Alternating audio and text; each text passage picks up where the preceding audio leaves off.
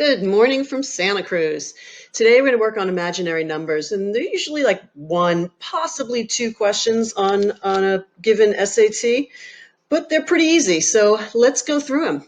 The first one is Test 1, Section 3, Number 2, and it reads, for I equals, I is the imaginary number, square root of -1, what is the sum of, and we write 7 plus 3i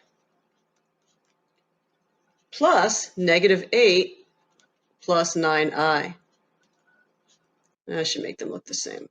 Okay. Um, they're being a little tricky here. Now, because they put this thing in the beginning, it makes you think like you should substitute the i's for the square root of -1. Okay, so this here is your little, I don't know, they're being a trickster here with this expression. Because if you look at the answer choices, they all have I in them. The only thing that you need to do is just add them. So we've got, and the easiest way to do that is to just simply get rid of the parentheses.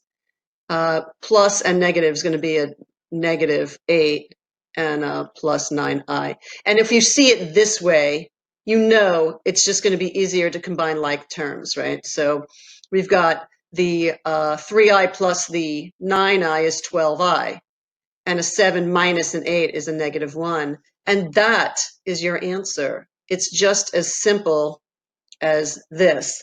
But they're playing with you, right? So just to be clear, the answer is A here. They have it reversed, -1 plus 12i. Same thing.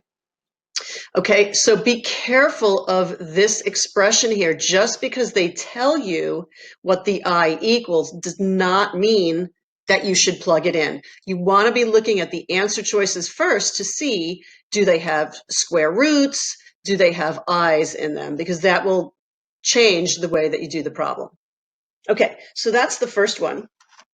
The second one is Test 2, Section 3, number 11. And the question says, which of the following complex numbers is equivalent to 3 minus 5i over 8 plus 2i? Now, here you actually have to know something, and it does say the same note that I equals square root of -1.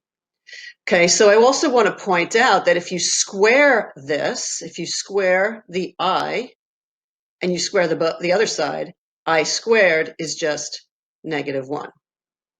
Okay, so these are two things that you have to know, particularly the I squared.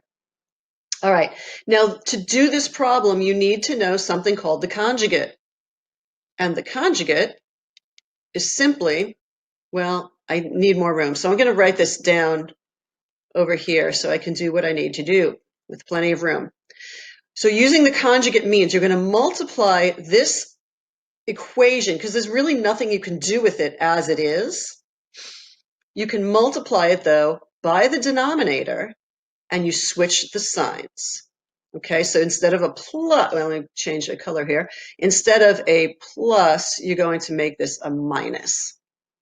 And you can't change the value. You actually, if you're going to multiply it, you have to keep the essential value. So you're going to multiply it by what is essentially 1. When the numerator and denominator are the same, this is 1. So we're not changing the value of this original expression. But this is going to enable us to FOIL the top and FOIL the bottom, and thereby moving forward in the problem. It's going to get us I squareds, and we can plug in a -1 for the I squared, and so on. But let's go through it. So remember, when we FOIL, we're doing first, and then the outside, and then the inside, and then the last. Okay, so 3 times 8 is 24. 3 times -2i is -6i. Then we've got the -5i times the 8, which is -40i. And then the two negatives, 5i and 2i, are positive 10i squared. And we're going to do exactly the same thing with the bottom, and then we're going to combine like terms. So we've got 8 times 8 is 64. 8 times -2i is -16i. Then we've got 2i times the 8. That's a positive 16i. And then we've got the positive and negative 2i's at the end. This is going to be a negative 4i squared. So then we're going to start to combine like items. We got the 24, and these two together are going to be negative 46i. And the 10i squared, we know that I squared is the same as negative 1, right? That's from here. Okay, so that is going to be 10 times a negative 1 is a negative 10. Okay, and then we've got these two are going to cancel out. We've got a positive and a negative 16i. So now we just have a 64. And again, this negative I squared is negative 1. So we've got a negative 4 and a negative 1. That's a positive 4. And now again here. So we've got 24 and a negative 10. That is a 14 minus 46i. And this bottom is 68. Now, we can still continue to reduce, and I'm going to continue down here. So if we divide this whole thing out by 2, we get 7 minus 23i over 34.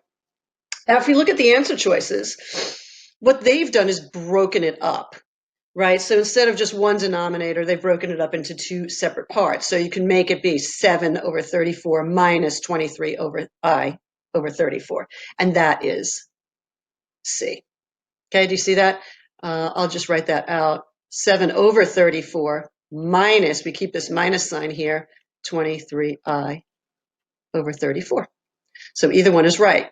Now, that's the end of 11, but they could ask you, for example, they could say the answer is going to be equivalent to A minus BI over Y. And they might ask you, what is the value of B? And what you would do is you'd see that this here is the same format as this, right? 7 would be the A, 23 would be the B. That's the thing attached to the Y, and 34, I rather, and 34 would be the Y. So what is B? The B would be negative 23, because you keep that sign, right? You would keep this sign over here. Okay, that's it, buddy boy or buddy girl. That's all that I have for you on imaginary numbers. Short and sweet. Have a great day. Bye-bye.